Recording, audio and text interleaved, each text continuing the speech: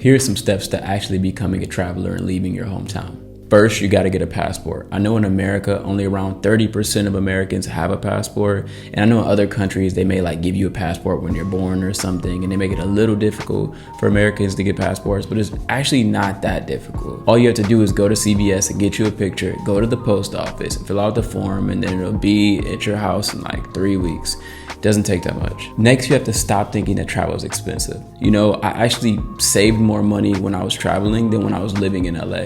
Because, in America, things can be so expensive. You got rent, you got your car bill, you got your light bills, whatever it is. And when you're traveling, it's just you. And you can even stay at hostels when you first start off. It's these things where you could stay with people for $6 to $4 a day. You meet a whole bunch of dope people, and later on, those people will become your friends and you'll travel the world with them. So I think that a lot of people have this misconception that they're going to spend tons of money. And yes, you can spend tons of money when you travel by staying at luxury resorts and, expensive Airbnbs and stuff, but you can actually save a lot of money by just staying at hostels. But before you travel, you do have to save money, but it doesn't have to be that much money. Before I left and started traveling, I honestly saved up about $1,500. Then I left, and I was going to stay at hostels in Belize and Amsterdam and all these different cities. I don't recommend just starting off with $1,500, maybe a little bit more than that, just to have a cushion. But you don't need to just save up $20,000 to start traveling. You can start little and you'll figure it out, because you'll meet a whole bunch of travelers that are digital nomads that are making money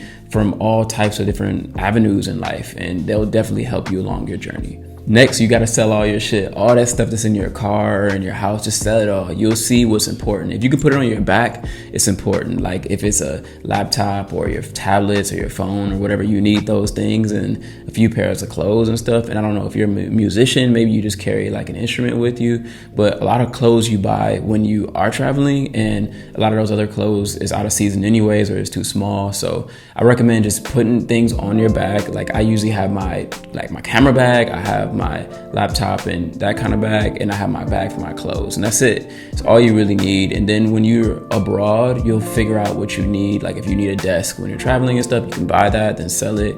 But yeah, you have to sell all your shit. Last but not least, you gotta book that ticket.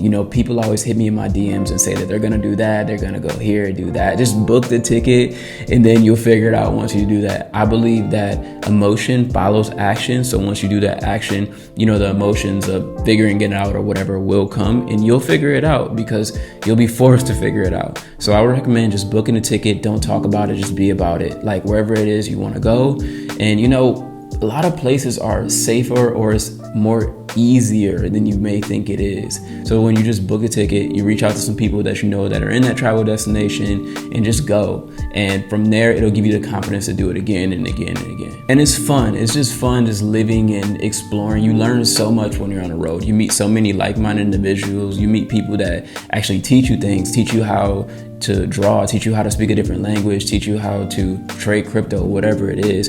But these things go a long way from traveling. I know when I was living in a small town in Michigan, I wasn't exposed to too many different outlets. Then I moved to California and I was exposed to more people and more things and more travelers. But then when I started moving abroad to other places, it was my world just expanded at a rapid rate. Sometimes we see these people on Instagram flexing or doing that thing, driving that car, going to these places, and we kind of admire it. But then when you travel and see these people and you see what it actually takes to do those things for yourself and realize that it's attainable, then when you go back home, people ask you yo, how did you do it?